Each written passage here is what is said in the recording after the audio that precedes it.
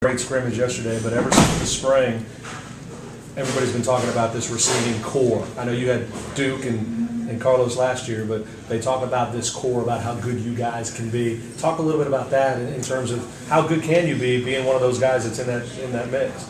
How good would be? I would have to say the sky's the limit. With the way we've been working in practice this morning and the way everybody coming out and progressing, I think we're progressing by the practice. So the sky's the limit. I mean, Duke and Carlos were a big asset to the receiving core last year, but now I think we have a wider range of players on the edge, and Coach Price and Coach Porter, they push for perfection. So I think we'll be pretty good. Talk a little bit about that, because as I mentioned, when you talk about the core, everybody you talk to, they talk about how there are certain guys on this team that do things really well, which allows you to attack a defense in so many different ways. Yes. Is that pretty much how the game plan is? Yes, sir.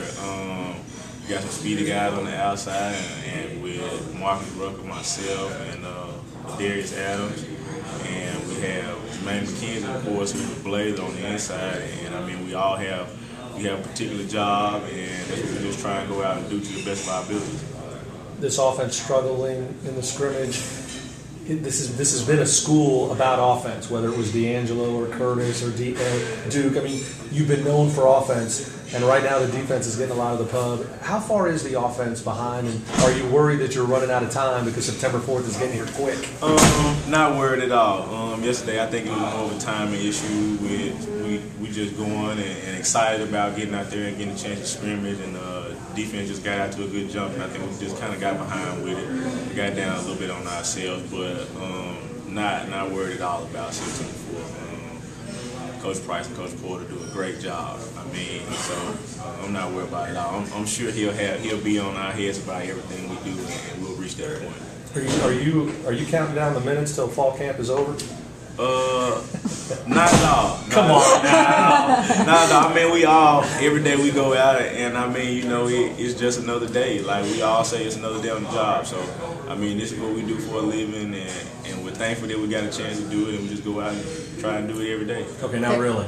Yeah. There were quite a few turnovers, I know, yesterday, and I asked Greg, you know, he said drills. That's how you keep that from happening again. Yes. Is that something you guys have been working on a lot? Yes, very hard. Coming in and out of break, going in the routes, making sure we give 100% every time we get on the field, just so the quarterback can have a timing thing with us and everything gets on point. The turnovers yesterday, and I think they were from the timing. Just like I said, you know, kind of excited. Got a little jittery at times. Everybody was kind of trying to do a thing or two that they know they weren't supposed to do instead of just doing their job. And I think we'll be okay. Does it make a difference at all that you don't know who the starter is going to be at this point? You're kind of working with a couple of guys, or does it even matter? Nah, it really doesn't even matter. We just hope the quarterbacks get in and they do their job. I mean, that's all we can possibly ask for them. We can't ask them to be, you know, a Brett Favre right now because they're still young, and you know.